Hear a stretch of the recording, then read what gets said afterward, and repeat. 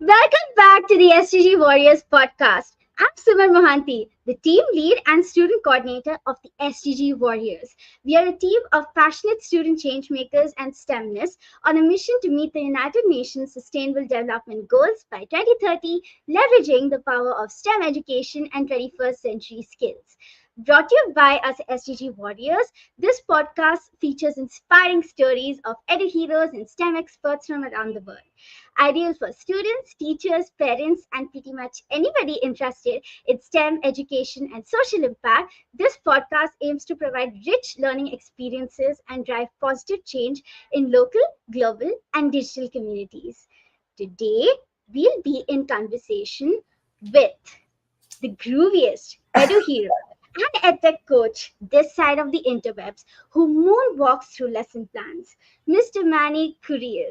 Yay! I moonwalk.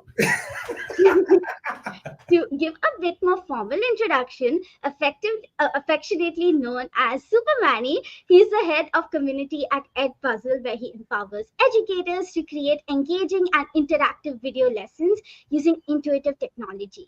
With a deep passion for making learning fun, Mr. Manny began his career as a bilingual elementary school teacher, teaching first through third grades. His journey into educational technology began when he taught himself how to integrate tech into his classroom, eventually leading to his role as an instructional technology specialist at Cypress-Fairbanks ISD. In his current role at Edpuzzle, Mr. Manny travels the world teaching educators how to effectively use technology to enhance their classrooms while maintaining rigorous expectations.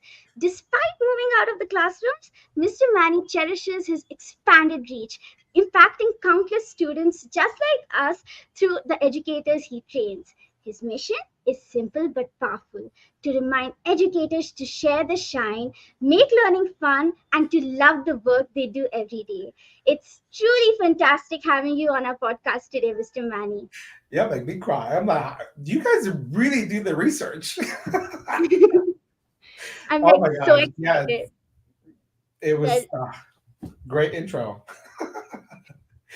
Well, It's before we jump into our conversation, to help our listeners audibly visualize the experience, can you tell us where are you right now? What is the weather like outside? And what can you see from your window? well, I'm in Houston, Texas, and it's always hot here. Always. It's not too hot, I guess, right now. It's 85. But the humidity, it is insane always. We are 80% humidity. It feels like you're walking on jello. But I could see lots of trees, the dogs across from the neighbor, and the pool on the other side. So Well, that's wonderful. I'm here in Bangalore, India, and since yesterday, the weather has changed a bit from like the everyday monsoon rains to a bright sunny day. So, outside my window, let's see. I can see like the folks decorating the streets because tomorrow we celebrate the 78th Independence Day of India. So, there's lots of flags and oh my god, decorations in the colors of saffron, white, and green in the spirit of freedom. that's my mom's in the chat. Yeah. Hello to Mommy Manny. Yes. Well, on that note, let's begin. Well, every superhero has an origin story. What do you remember about the first time that you decided you wanted to teach Super Manny? Um, I remember my dad once said we were going to move to the U.S. and I'm like, I don't speak English, and so I started teaching in Mexico, like to like really young kids, like the days of the week and colors, very basic stuff. And I remember this little girl; she was so excited. She was saying the colors, and you can see the joy in her eyes that stuck with me because I was doing culinary. That's what I wanted to do. I went to culinary school and everything, but then I always remember those eyes because she said yellow, and it was like, so when I left culinary because I have a bad back, I can't be standing lifting heavy things. Um, I moved into it. I transferred my credits into education, and that is like I need to be teaching because it just filled my heart. My bucket was completely full with helping others feel proud of them, what they accomplished themselves. Because I always tell my students, you can do hard things. Well, I just love listening to the origin story of Super Manny and the impact that it had on the one student who had that spark of joy in her eyes when she was learning about colors. And it's always fascinating to hear about the moments that ignite our passions. Those initial sparks, they often lay the groundwork for the future that we build, whether it's within our classrooms or outside.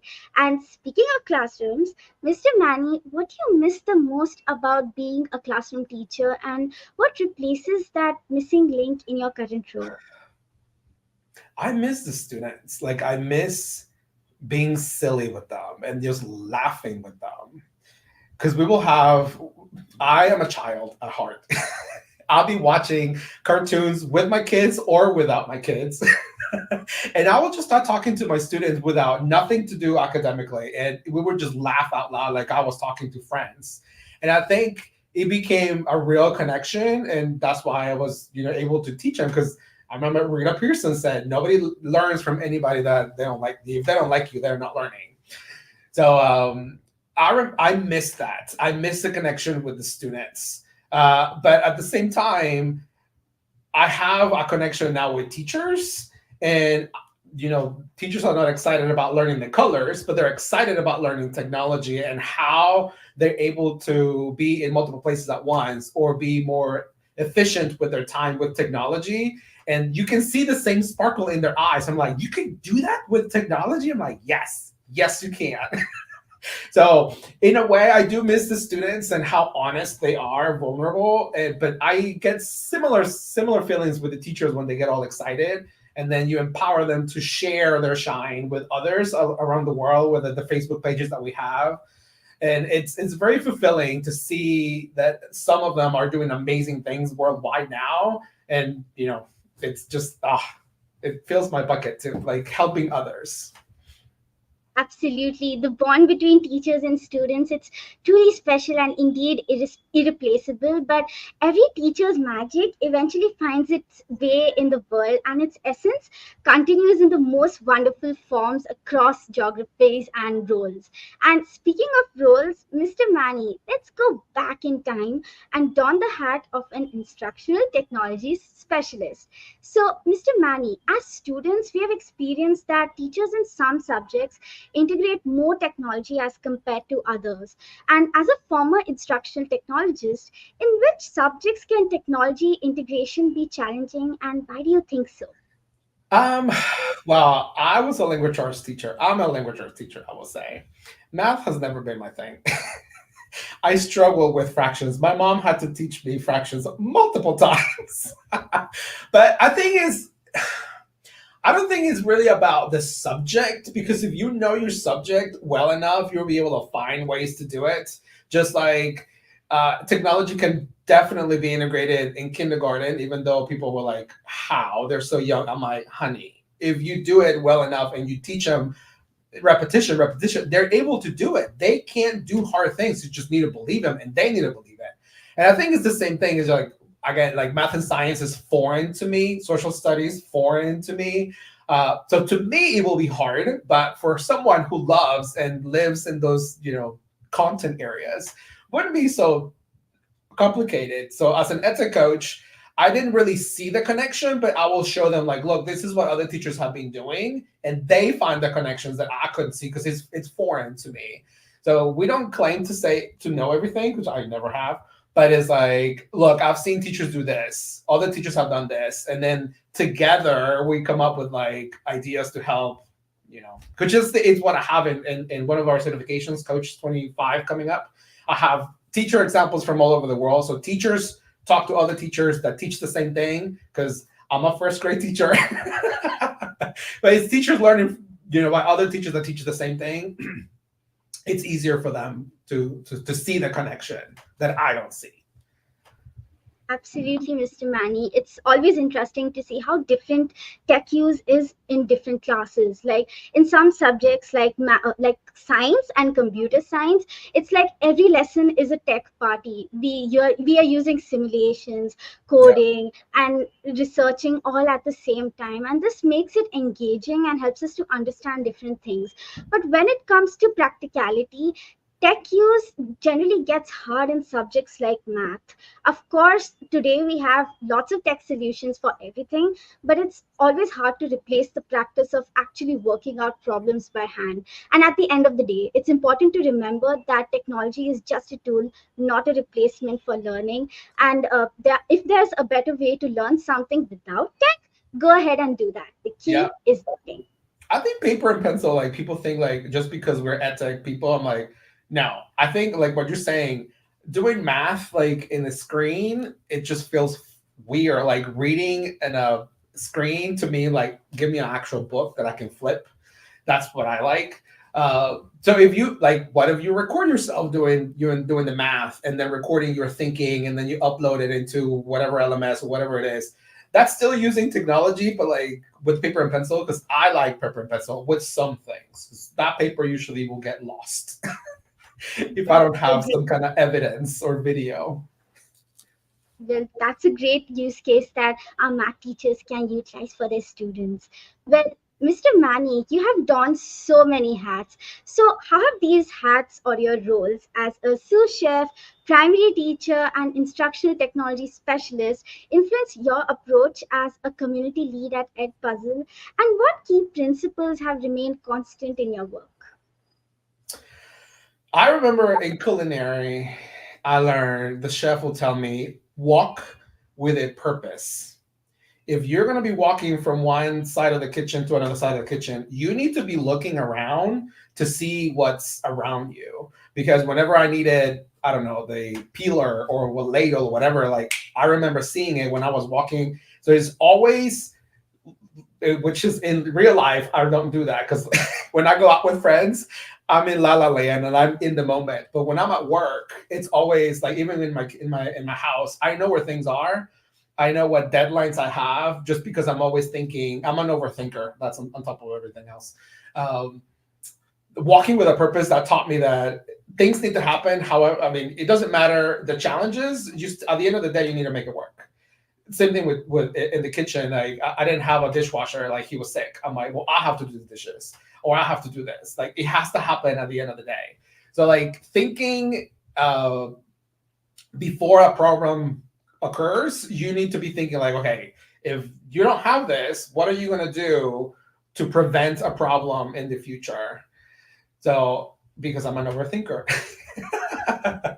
That comes naturally, I guess, but cooking really helped me a lot. And I love the pressure. I work really well under pressure because that's usually when working in the kitchen happens. You know, it's like the stress level of you have all these tables that you have to come up with it. And at the end of the day, it's like, yes, I did that. Or we did it together. Like we were able to everybody was happy.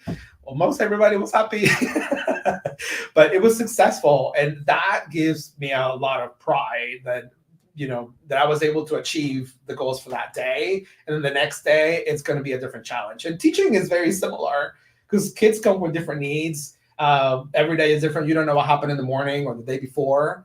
So being able to take care of everyone's needs, every day is different. Wow, it's so cool to think about how an EDUhero's past jobs can actually shape their work right now. Like imagine being a sous chef, then a teacher, and then a tech expert. Like Yeah. that's a crazy journey. But like a blend of skills from all makes the perfect EDUhero. Walking with a purpose, the role of a sous chef exemplifies teamwork, organization, and working under pressure, like you mentioned. And this adds on to the role of a teacher who is like a master of skills in establishing connections with people and explaining things clearly and creating these positive learning environments. And this adds up to the role of an instructional technology specialist who is basically preparing a recipe of all the edtech tools to simplify learning like a master chef. So no matter what role you're in, you need to be able to understand that people's needs and find ways to help them succeed at the end of the day. Yeah, I remember having like a stew or something in the kitchen. I'm like, I need to start this 2 hours before or 3 hours before I need it, because if I don't, and that's the thinking in advance, kind of like when I was working on this Edpuzzle summit, we started like way in advance, and I'm like, if I don't have this assets requested on time, it's not going to happen. So like that always reminded me like what I need to do, that it's going to take, I'm going to pass this to another team so they can work on it while I'm doing something else. So that helps a lot. Knowing those little things. Cooking helped me. Deadlines can get crazy at times, and as a podcast team, we know that well. Well, Mr. Manny, we'd love to know what is your creative process for designing engaging questions and interactions within these Edpuzzle videos, and what tips do you have for teachers on this?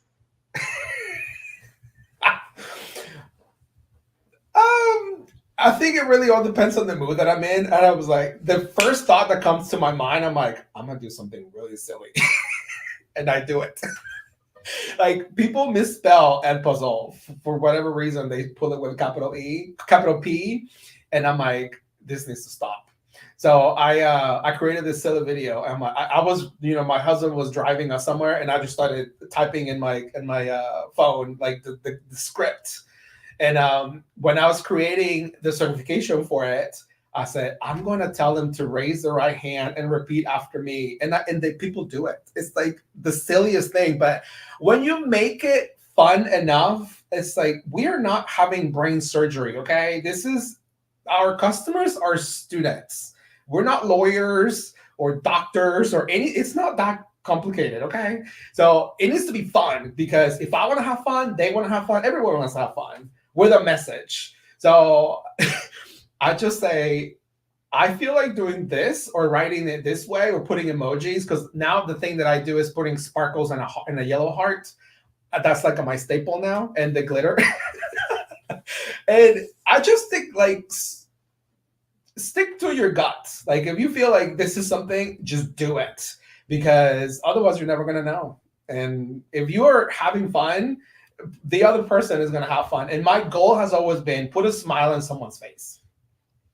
They can have a good time while learning, obviously. That does not mean it's not rigorous. It's kind of like, yes, it's really hard, but I'm going to make it enjoyable for you. As you struggle through the learning, I wanted you to have a good time. Well, absolutely, Mr. Manny. The art of crafting questions is just as important as the content itself. And as a podcast team, the SDG Warriors know, when we study, we love these questions that aren't just about remembering stuff, but which is about something that you actually study and about connecting these ideas. And I bet like these teachers watch the videos a bunch of times and think about what parts are tricky or interesting, or where students might go blank. So yes, definitely. Yeah, I'm writing a book, and I was writing a chapter about when I travel around the world, and the first thought in my mind was like, I was singing Aqua around the world, and I'm like, I'm gonna do that. And I started writing the lyrics for around the world, and I divided it into like sections of the chapter. I'm like, this works. I'm like, just go with your gut, and it's fun, because I think if you hear yourself, like you start trusting your instincts, eventually it's and the thing is, sometimes as adults we take ourselves too seriously. I'm like, people are gonna judge us or me, and I'm like, I wear sequins, I'm very flamboyant, I have gay on my forehead. It's like, who cares? But for some reason people laugh and enjoy it, and I think that is the goal. If I'll be worried about what people think about me, I wouldn't do anything. I wouldn't have this job. So I love what I do. I enjoy it. I wake up sometimes at 3 a.m. and I'm working because I love what I do. Like the connection that I have with people is just because I believe in myself, and I hear my thoughts, and I allow myself to go with my first gut feeling. I really wish we had more teachers like you, Mr. Manny. Like, seriously, we are going to dive into more questions Oh yeah, in the. they're intense. I could look. I'm tearing up a little bit. It's fine, it's all chill. Well, Mr. Manny, moving on to the next question. Discovering hidden gems within your work must be an exciting part of the process. So, we'd love to know what are some of the most surprising gems that you've discovered from using Edpuzzle? From using Edpuzzle.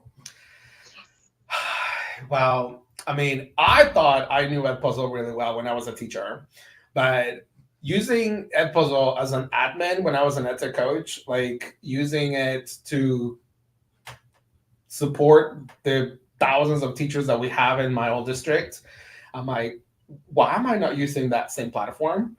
Same thing when I would have my ambassadors. One of my ambassadors said, why don't you do a Edpuzzle video, Manny? Hello, you work for Edpuzzle. And it just didn't, I work for the company. It did not occur to me because we were so stick to like, Edpuzzle is for students. No. So I think it's like having everything together. And now my team is in the chat. I love it. Just thinking that anywhere that you want to have anybody, tracking data or have they watched the videos, and it could, like my husband uses this for training their staff or the customers that they will have. We have EdTech companies training their staff and their new employees using Edpuzzle because they want to keep track of like all those little things. I never really thought about it doing that way, but it works because everything's in one place. And we try to make it, I mean, my videos are 6 minutes or less, even for my ambassadors. And even though sometimes I lie, they're 7 minutes. But it doesn't have to be a meeting. It just can be there asynchronously. And it's great to see that I can use it for wherever it is. And it works. Absolutely, Mr. Manny. These hidden gems are going to be so beneficial for not only teachers but also professionals working across different roles. Because Edpuzzles, it's not just for students, it's not just for teachers, it's for everybody who wants to integrate video lessons into their environment. So definitely, this is going to be a big takeaway for our audience today. Yeah, there's a lot more things coming, but I think student projects is the hidden gem that nobody really uses, that students can create their Edpuzzle video lessons, share it with their teacher. The teacher then allows that video to become the teacher's property in a way. That student video goes into the teacher's collection, and then the teacher assigns it to the students. I mean, hello. It's like amazing, and people don't know about it. Can you tell us more about it? A student project. So the teacher creates like the purpose of it, right? Like what are you gonna be doing what with that video? Students can either use YouTube or they can record and then upload their MP4, and then the student will be putting the notes, questions, open-ended questions or multiple choice questions. They need to think about where within that video needs to be. So they're creating a lesson in Edpuzzle, and then they submit that as a student project, like as a video lesson. And then the teacher, grades it, gives comment, feedback, and all that. But the cool thing is that video lesson made by a student, the teacher can push a button that says add to content. So now that student video becomes part of the teacher collection lessons, and the teacher assigns it to all of the classes that teacher has. It's amazing. So the students are creating lessons for the teacher, and then the teacher assigns it to the students. And then there's no more of going to the front of the classroom and present, because this is not the 90s anymore. Like, no. Video lessons. That's great. The students are creating all of those things. Well, we SDG Warriors are definitely going to try that. So, Ms. Kamal, I hope you're listening to that. Well, for students who are using Edpuzzle to learn, Mr. Manny, what tips would you give them to maximize their learning experience and make most out of the platform features? Well, I think the teachers need to allow like multiple ways for you to get the information. Like the notes are not used enough to put emojis and like really read what the teacher is saying. Hopefully they're putting some audio there. Um, Rewatch also. I think sometimes students is like, but like if you don't understand it, English is not my first language. So I will hope that my teacher will record lessons so I can go back and watch my teacher over and over again. So I'm like, wait, what? How do they pronounce that word? What does that word mean? So doing the rewatch, the teacher sees how many times you went back and rewatched it. So that tells us like, are you really trying? So even if you fail, we could be like, we need to honor the fact that the student are trying, right? Putting the effort in it. And eventually grades will say, hey, this student who struggled, eventually they got it. It's black and white. It's all in the data. So I think is taking advantage of the fact that some of the teachers are really putting a video as a lesson rather than whole group, which whole group needs to stop. It's so confusing. I was a low student that I'm like, you're going too fast. And now I speak really fast. But when I was in this country, new with no English, it was too fast. And I did not understand. Math is still hard for me. So I tell my teachers, think about watching a video on coding with Python for 7 minutes. It is foreign. It is hard. Slow down. And, let me watch it again multiple times so I can see you explaining and like, okay, what was that first step? Because I'm lost. So taking advantage of the fact that you can rewind, that is like, oh my gosh, where was this when I was a student? Well, absolutely, Mr. Manny. Those are some fantastic tips for all our student listeners. If your teacher is assigning you a video lesson on Edpuzzle, focus on the question.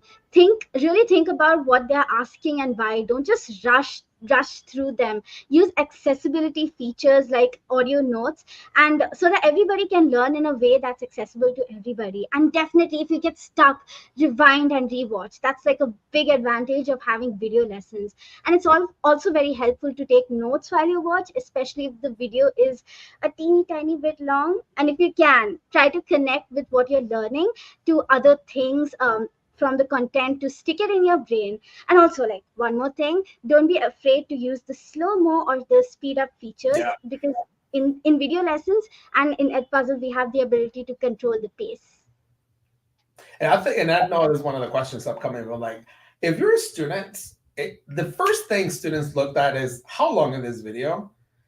I'd be like, come on. Instead of watching a 20-minute video, because no teacher will wants to watch a 20-minute video, to be like, break it down. This is too much. Sometimes teachers need to hear from students saying, hey, break this down. This is too much. And I think students don't do that just because they see teachers as, oh, well, they're telling me I have to do this. Yes, but I mean, as a teacher, I would have appreciated my students to tell me, hey, what if you think about doing it this way? Because it might be the first time the teacher is using it, or they need the feedback because you're the customer, right? So within reason, obviously. But Absolutely. speak up as a student, yeah. Another takeaway for all our students out there: give your teachers feedback. If you feel that it's too long, it's too boring or difficult, let your teachers know. They're here to help you and to support you and to get good education. Well, now let's move from the topic of Edpuzzle as a tool to the deeper concept of building a positive community, Mr. Manny. Well, we were curious to know, in your role as a community leader, how do you ensure that happiness and positivity are sustainable rather than just fleeting moments? Yeah. Well, it's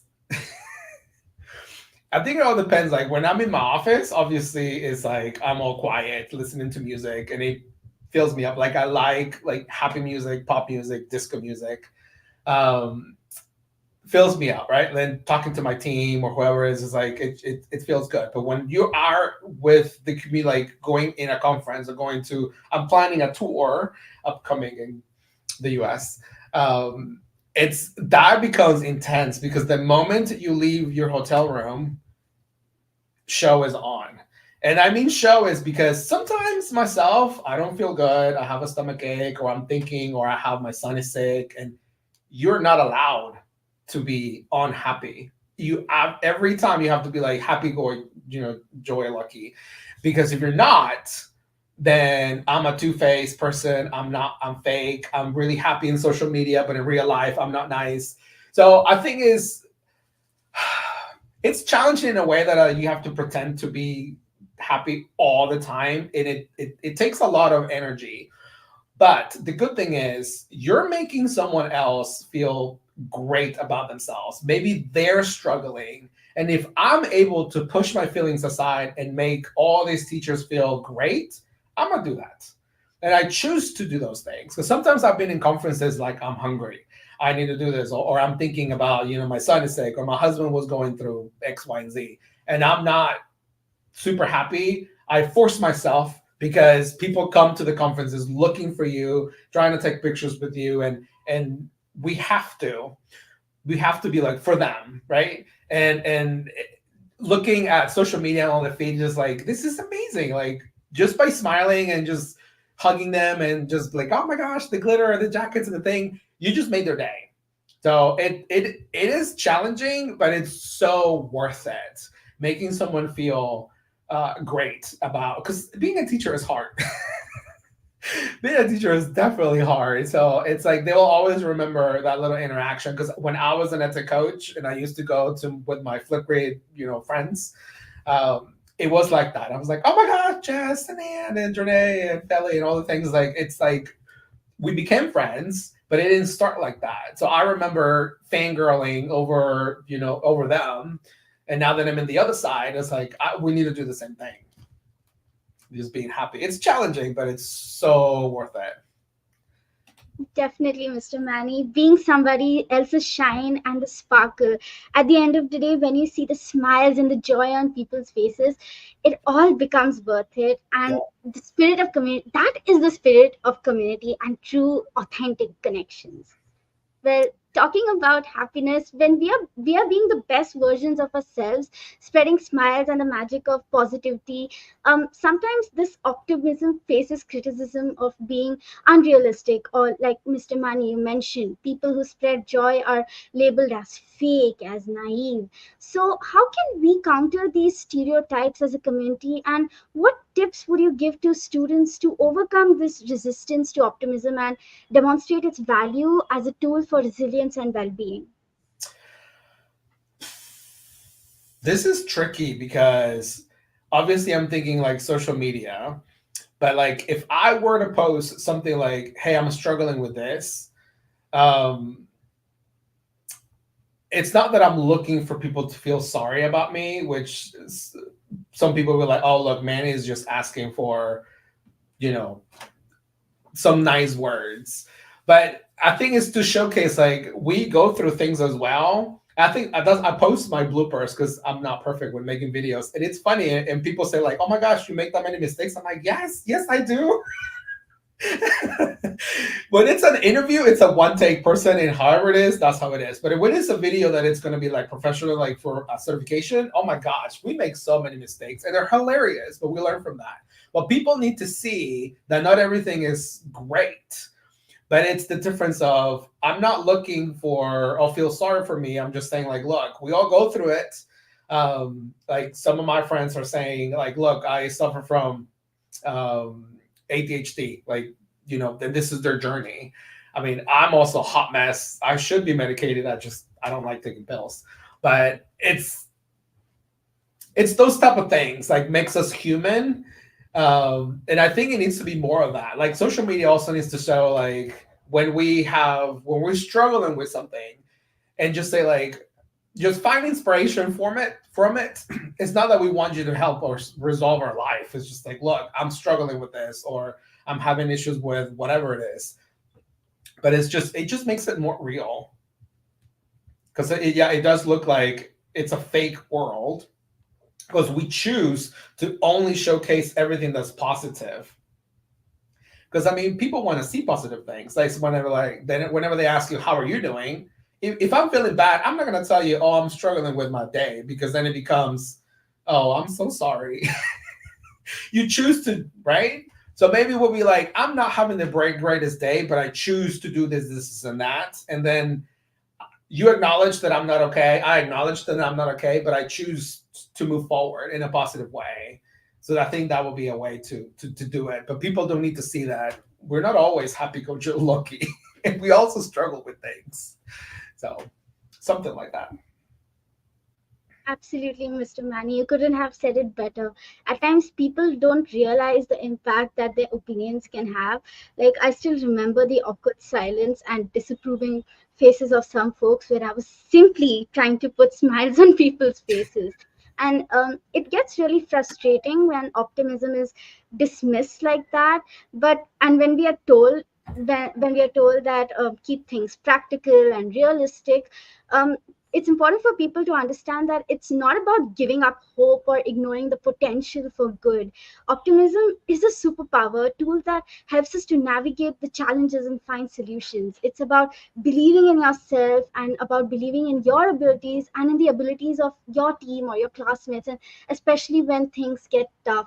And a person with a sunny disposition, they embody resilience, problem solving, and mental well being.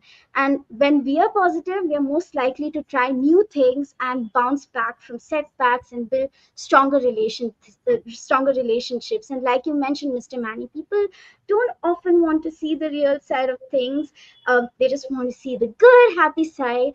But authentic connections are just established when people are celebrating everybody, and they're trying to be kind to others. But at the same time, it's important to know to be kind to yourself as well, so that your inner sparkle or shine does not go dull and remain sustainable. Yeah. And sometimes when you have a friend that you don't always agree and you have that hard conversation to be like, you don't do that. You don't say those things. And you need to be honest. That friendship becomes stronger. Obviously, you don't, it's hard to do that during social media with someone that you don't really know. But when it's someone that you are close to, because it happened at ISD with me, I'm like, I didn't know we were having this conversation because I offended her by something that I said, but we talked, and now we're like, we feel I feel I'm closer now because we had that conversation. We both agree that we want to be friends, and we understand each other. I'm like, oh, now I know, kind of thing. But it's important to speak up. You have to say something if you want to keep friends with whoever, or if you choose to become friends with someone. You need to share that side of you. Like, this is what I feel. Absolutely. The real friends are the ones who stay with you not only during your happy and good times, but during your tough times as well. Yeah. And speaking up for yourself, for your inner shine, for ensuring that you're able to bring joy to people's faces every day, that's important to speak up and communicate. Well, Mr. Manny, talking about these typical high school experiences of disapproving faces, we often see that in our classrooms, student voice, choice, and agency is being celebrated every day. But as we grow up, this fades away and it just feels like everybody is going through the motions. So, Mr. Manny, could you explain what happens between childhood and adulthood that people lose their voice, and most importantly, how can they get their voice back? I love going, well, I still do. I love going to Disney. When I go to Disney World, I feel like a child again. And I think everything they do, they make you feel like you're at home. That it's okay to be silly. It's okay to do like all these things. And you feel like you're a child. And it's like, why don't I do this like more often? But it's because you need to be surrounded by this environment for you to allow yourself to wear the hat, to wear silly things. And I'm like, why do I have to be here for me to do those things? But if you were to wear your Mickey hat or your Mickey ears at school or in the public, people will be like, what's wrong with that person? Right? They always judge you. And then as adults, we still feel like in high school, like, oh, people are going to tell me, oh, this and that. They're going to make fun of me. They're going to be pointing, because people do. I mean, I wear sequin, but I also live in my own world. Like, if I'm with friends or I'm with someone, like, and then everything else, I don't see what's around me.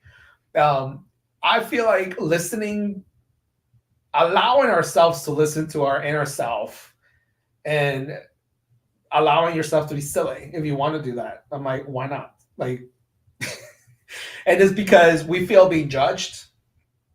My husband tells me like, I cannot believe like you're doing this or that you're saying these things. I like when I'm presenting, I always say this is the worst way to teach because I am talking and you're doing nothing. Like I say it. If I think it, I say it. And my dad taught me that. He was like, always speak your mind. And we forget to do those things because we society also tells you you have to behave in a certain way when you're around people or you're doing. I'm like, why? I mean, I wouldn't necessarily wear a sequin when I go to the grocery store, right? But I could, obviously within reason. Like you're not gonna do crazy things just because you want to be funny. But if it's about empowering others or making yourself feel happy, like why wouldn't I be wearing sequins if I go to the grocery store, right? But it's letting yourself be yourself. If you want to do it, do it. If you're not hurting anyone and it's legal, do it, right? But we fear of being criticized. And it's just like, why? They're not paying your bills. RuPaul said that. If they're not paying your bills, why do you care? You care about what your boss says. That's what you need to be caring. Otherwise, just be happy and make people happy and then just follow your gut. So I try to do those things. Absolutely, Mr. Manny. Speak your mind, show up your authentic self. You phrase it beautifully, Mr. Manny. I think as kids, we be pretty loud and curious and fearless, and we say what we think. We dream big, and then we share our ideas openly. But as we grow up, things change. Maybe it's like the pressure to fit in, or Yep. like the fear of judgment. We start to doubt ourselves and opinions with the school, and it's focused on wrong answers only. And then there's like the problem of social media. I mean, there's a good side to it as well, but the bad side as well, which can make it feel like everybody else has it figured out while we are still trying to find our place in the world. And like you shared, Mr. Manny, a big takeaway for our listeners is to reconnect with their inner child, and that means being curious, asking questions, and not being afraid to take speak up and make mistakes. It's also about finding like the passions that you want to pursue and talking to the people that we trust, who can help us to rediscover our voice. And most importantly, it's important to acknowledge that it's okay to be different. Our unique perspectives is what makes the world interesting. If everybody is the same, it won't be an interesting place to live in. Yeah, there was a quote in the Trolls World Tour or something. It was the second one, and it says allowing ourselves to be different. Now, honoring our differences is what makes you unique. It was makes you be you. I'm like, oh my god, this is so true because you see like young kids, which is the kids that I like, like kinder first grade. They have not learned that they need to be afraid of what people think. So they do whatever they want. They say the funniest things because they have no filter. They have not learned that you're supposed to have a filter, right? Like society has not show that to them. And I'm like, we need to be more like kids. Like just say it. I mean, obviously you know the rules that when or how or whatever. So that's great. Yes, Just listen to your gut and just trust it and just do it. yes. Believing in yourself and discovering your inner child and bringing it out with the same curiosity. Well, Mr. Manny, rediscovering one's voice can be a powerful journey shaping identity. And this brings us to our next question. Could you share the most important lessons that you have learned after coming out, and how has it shaped your outlook on quality education and life in general? I wasn't sure what you meant by coming out. Coming out of the classroom, coming out as gay. I scale. Well, when I came to the US, I was thinking like, oh my gosh, if they find out, they're gonna kick me out. They're not gonna hire me as a district because I wanted to work with first graders, which is like 5-year olds. And my principal, she's like, we don't care. You're fine. You're a normal person. But I was even hesitant to allow myself to be myself because society in Mexico, they told me, you can't be flamboyant, you can't do this, you can't do that. People should know. It was not a nice experience, but I think is now with the times are changing, obviously, now with like Will and Grace and all the shows, and now there's tons of movies that have the main characters got to be bi, or like all kinds of, you know, the LGBTQ plus element of P, all the letters at the end. Um, it's just people are more accepting now, and I'm like, they value you for you, not for what you do privately. That doesn't really matter. Like we adopted two kids, we are giving them a better life, and they're grateful. And my parents was like, oh my god, this is amazing. Everybody that we meet, I'm like, my kids are bilingual, they speak Spanish and English. It's great. You know, like that would not have happened if we don't, you know, adopt them, because they will be in the system. But it's, I think I've learned to, again, trust my gut and just allow myself to be myself. Because my parents also taught me, like, I mean, I want a relationship the way my parents have a relationship. I mean, I've been together with my second husband for 14 years. Parents, I think they were going to be 30. I don't know. My mom's still listening. How many years? I think it's 40 years. 50, 40, 49, because my sisters are 50. That's a different story. 49-year marriage. So I'm like, that's what I wanted, right? It's like the fairy tale. So I think it's the same. It's just like being honest with yourself and just give it to yourself, to others, like as a friend, as a teacher, as an ed coach, as a whatever it is. This is who I am. And when people started talking to me, I'm like, I can't believe you just said that. I'm the one that says what people think, but they don't say it. Then I get in trouble. But at least you know that I'm honest. I would not lie to your face. And so I think I've learned that. Just trust your gut and just be yourself. People will know if you're lying to them. They might be nice about it, but they will know. So I'm like, might as well just be honest. So they trust you. So this is what happens, you know, with me and social media. I'm like, I'm just crazy.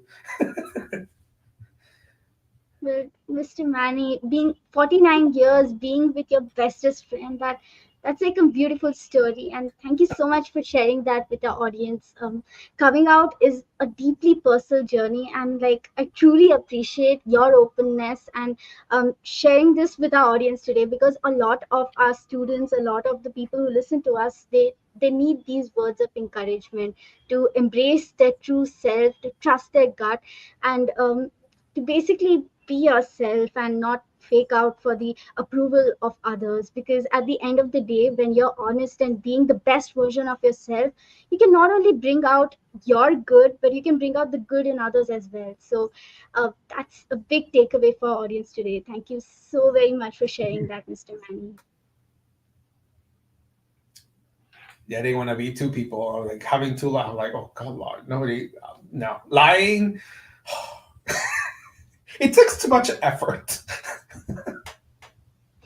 Well, absolutely, Mr. Manny. Well, we have another question related on these terms. Mr. Manny, have you ever been afraid about being judged by others, or worried about how your identity is perceived? And what advice do you have for students who face similar issues and are trying to find their own voice and place in this world?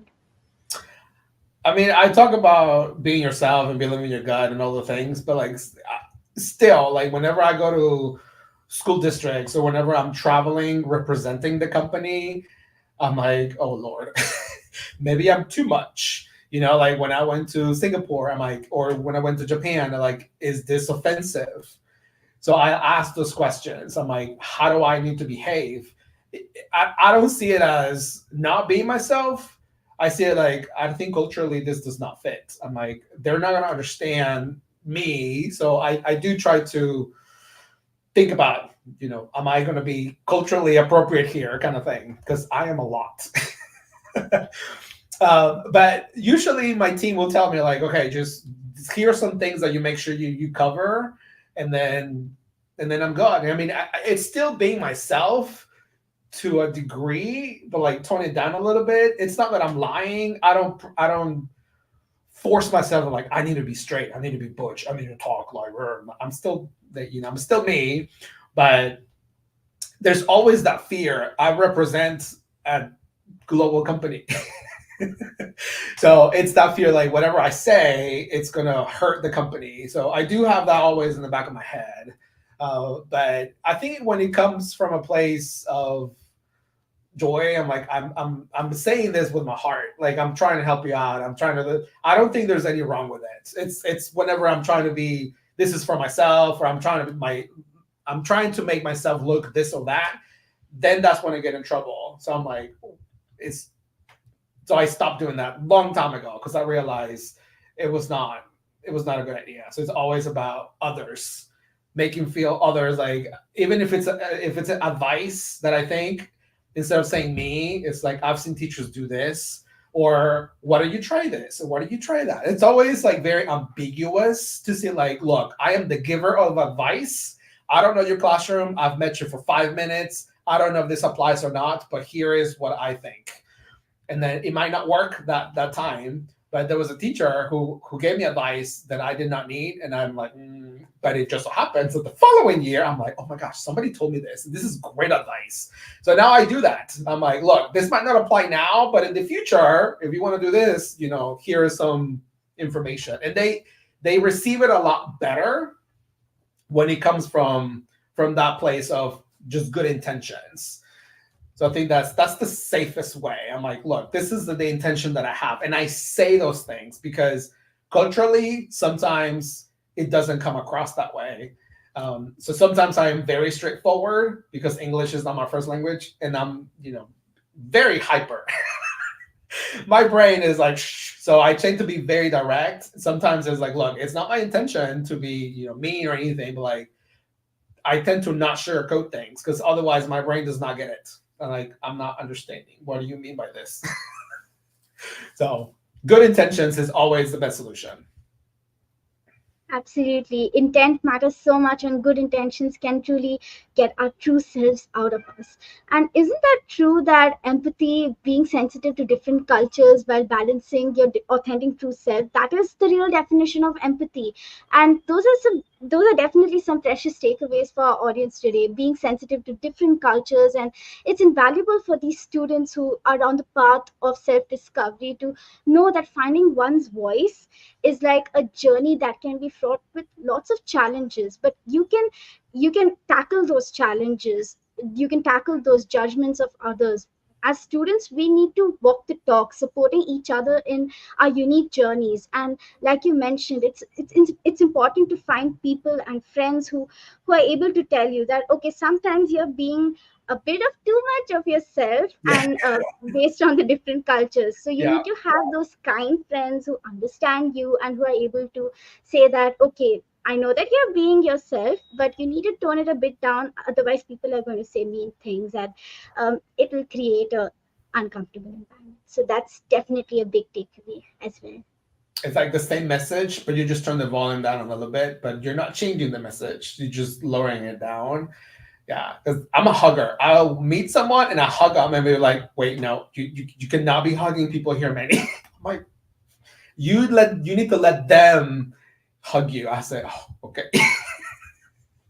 So yeah, that's my, and I'm like, no, I can't do that. I cannot do that here.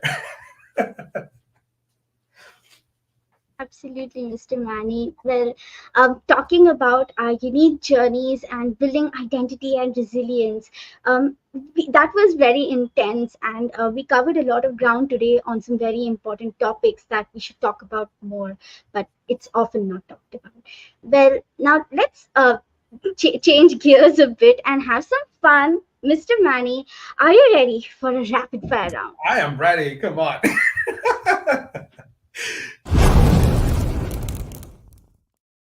Rapid fire. Yes. First fiery question coming right up. Well, Mr. Manny, every DJ has a signature move. If you had to invent a dance move that perfectly captures your vibe as Manny Discotheque, what would it look like? And I like to use my hands a lot. I do the something with my hands. It sparkles. I don't know, but when I was teaching, my hands were always be moving because, I mean, learning English, it's body language was important. So I like to move it. This is usually what I do. And people make fun of me, but I'm like, I don't care. It's funny. Oh my god, like it's so groovy. I'm sure we would rock the dance floor with that move. And like you mentioned about moving hands, I do have um that sort of what you say quality in me. I would Yeah, not call it weakness. quality is I like move my a hands great a word lot. choice. Yes, I'm literally holding a pillow right now because I move my hands so much. Same. Well, we are twins. Okay, so now let's move on to the next fiery question. Imagine if Superman had the superpower to time travel and you had the chance to live during a different era or generation other than now, which one would you choose? Oh my gosh. I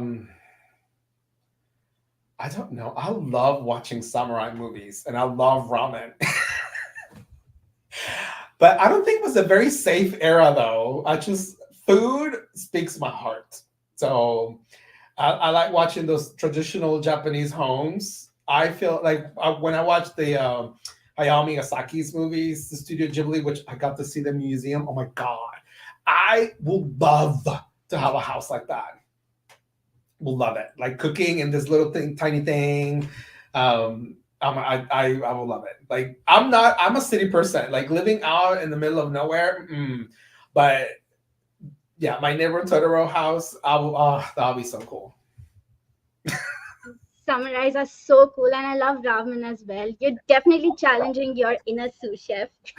Yeah. Well, if I had the chance, I would live in the 90s because, like, at that point of time, music was so popular and I loved listening to music. And at that time, the music was so iconic. Like, we had the Backstreet Boys, we had Spice Girls, we had Celine Dion, we had NSYNC. And even today, NSYNC songs are coming up in hit movies like Deadpool and Wolverine. Like, Bye Bye Bye, it's literally a trend right now. Oh my Oh God. my! When you say the '90s, I'm like I was alive, and then I was in the '80s. But yeah, the music. Oh my gosh! I should have said disco '70s, but no, I like Japan. Yes. But nowadays, we also see a lot of musicians who are picking up that old disco vibes, those synths and those instruments. It's being integrated today. And yes, definitely. Mr. Manny, coming to the next question, which is about questions itself. What's a question you've always wanted to be asked but have never been? Oh my gosh! I don't know. um, I don't think I have an answer to that because usually people ask me the weirdest thing, and I'm like, huh. Um, because to me that question sounds like I want to share something that I haven't been able to, which is not true. Because if I want to share something, I will find a way in a question and I'll say it.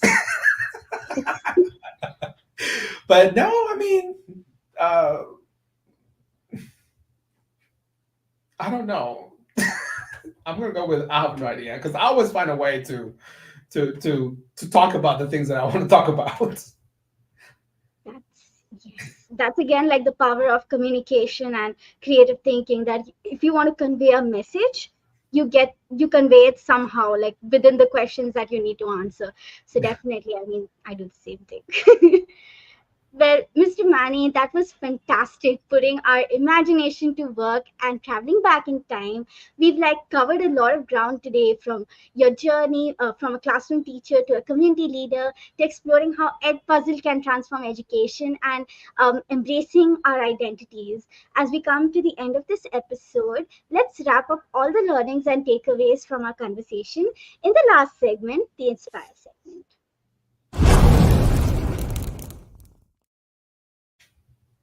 Mr. Manny, who or what has been your biggest inspiration in life and why? I think it changes over time. I don't think it'll be like one overall because that wouldn't be fair.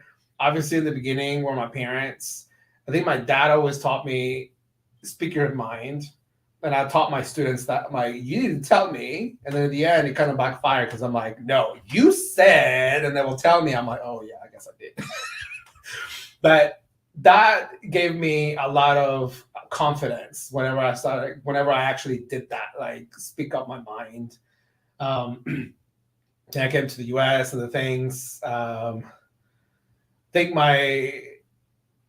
when I my neighbor teacher Toy, she always supported me, and I shadowed her to be a great teacher. And then there was one teacher when I was teaching summer school who showed me technology. I'm like, what is this hoodoo magic you're doing with the computer and the kids? What is this? It was Flipgrid. So he showed me, and then I asked Peter, what is this thing with the computer? And he taught me. And then I started watching YouTube videos. I learned about Twitter. Then I learned about Edpuzzle. I'm like, what is this magic? Oh my God. But it changes. Like my principal was great. I mean, I became so into technology because of what she was telling me that, like, you need to be doing that. I don't know. I need to be in your classroom to know what are you doing. So it's, my principal, it changes. My ethic team, like Dania and Jamay, like if it wasn't for them, I would not be an ethic coach.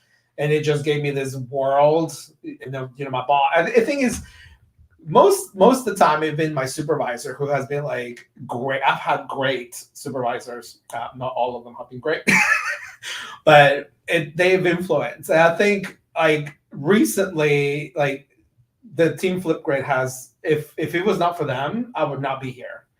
They really show me what it is to be a community, part of a community, how to grow a community. Then like all the team, it's been great. I mean, I'm way closer to Jess than anybody else, but I'll always say channel my Aunt Cosma. Like I need, like, what would Aunt Cosma do? And it's like filled with joy and happiness, and just the kindergarten in all of us, the kindergarten teaching in all of us. I always like picture that. What would she do? And like I try to channel all those things. But throughout my career has been different people, and I'm very grateful. And I'm sure like later on, I'll have other people that have influenced my life. But you gotta be grateful of the people that you surround yourself with, and they allow yourself to be around them so you can learn.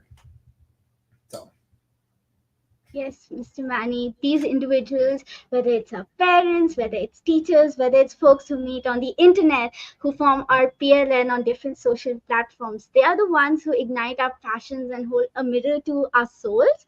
And they reflect the depths of our values and become the driving forces of our ambitions. Like you mentioned, the Flipgrid community is one of the most brightest, the most raddest communities on the yeah, planet.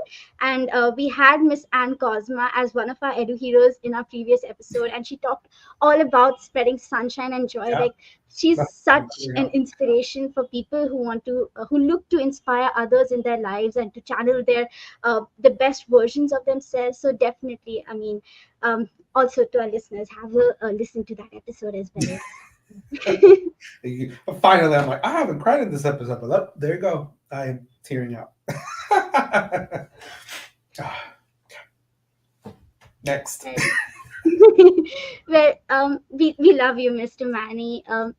If you would like to give some words of inspiration that were given to you, could you pass along some words of inspiration that were given to you that you would like to pass along to the others?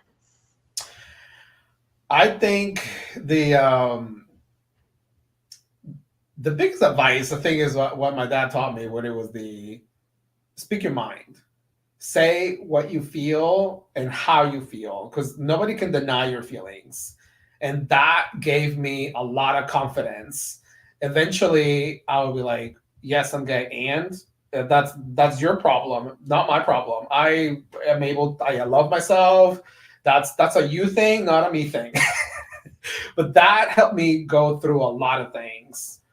Then when I was a professional now, like as a teacher, one of my friends said, don't be afraid to try something new. Like leave education, like leave the classroom to go to an ed coach position. Says the classroom will always be there.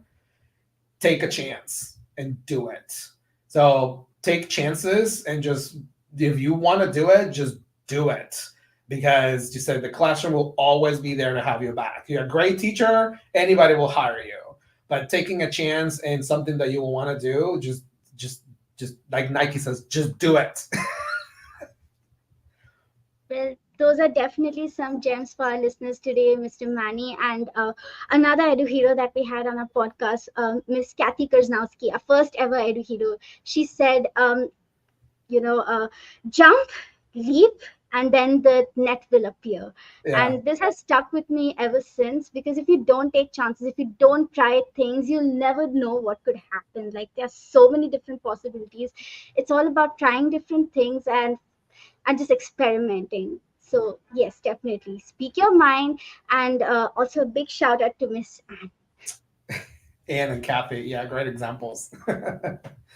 Well, wrapping up this episode, Mr. Manny, could you give us a call to action? What can we children and young people do to make the world a better place?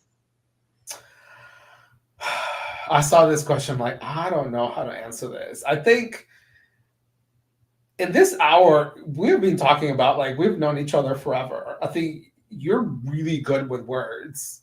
I think, like, if people will have an idea like you all did, I'm like, let's do a podcast and we're students and who cares? Like, having the guts to do it, like to take the chance. Because we all know this. Like, every teacher knows that when we have students, we have to have relationships with our students. We all know it. Do we do it? No. We know we have to take chances, but do we do it? And the thing is, like, if you know you need to do something, just do it. It's like, it doesn't matter if you're a kid or you're not.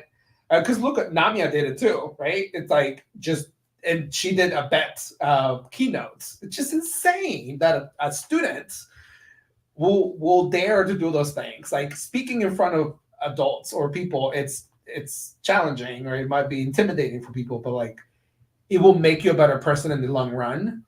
Speaking your mind, just grabbing it and just go ahead and believe that what you're doing is for a reason. And if it fails, at least you know one way not to do it.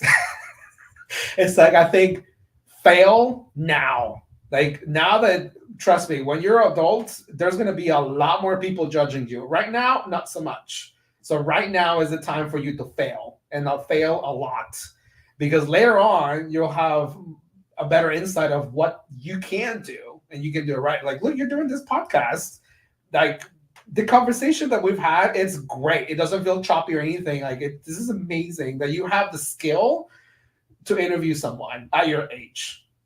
This is insane. This is great. So this is amazing. More people need to be doing what you guys are doing. That's what I will say.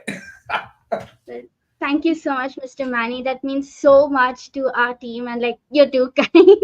Well, that's like been a very powerful way to end this episode. Like, the call to action you shared reminds us that we have the power to contribute towards a better world. And right now, when we are young, we don't have like so many responsibilities, so much pressure on our heads, apart from the studies and other things. But you have the opportunity to fail fast, you have the opportunity to try new things, to explore. You have all the energy to do that, and of course, while doing that, it's important to adopt a growth mindset as well. So, I mean, be the change that you wish to see in the world. There couldn't have been a better way to end this episode, Mr. Manny. And I couldn't thank you enough for joining us on this episode today. Listening to your entire journey from the classroom to being a community leader. I mean, it's been such an inspiration, and I think this is one of the best interviews that I've ever had. Oh my God. Connecting like heart to heart. Like, I absolutely love the conversation. See, it's like speaking from the heart. That is always the right way to do it. Definitely, Mr. Manny, all your insights, especially about overcoming fears of judgment and embracing one's authentic self, these are especially meaningful for our audience and will undoubtedly resonate with many of our listeners. So thank you so much once again for sharing your shine with our community. Well, thank you for having me. I love this. I honestly thought we were going to talk about what we're going to be doing. I'm like, oh no, this is the real thing. I'm like, okay, let's do it. So we did it. Did it. Well, to our listeners, we hope that this conversation has inspired you to start embracing your own journey of self-discovery and the transformative power of education and technology. Mr. Manny's insights into finding your voice, overcoming challenges, and leveraging tools like Edpuzzle to enhance learning, all of these offer so many valuable perspectives for anyone who's navigating their own path. And at the end of the day, it's important to remember that each one of us has the power to make a difference in people's lives, whether it's through creating a positive learning environment, supporting another person's growth, or embracing and celebrating our authentic selves. Every little action counts. Well, to end this episode, you can check out Edpuzzle and follow Super Maddie's EduVentures from the links in the episode show notes.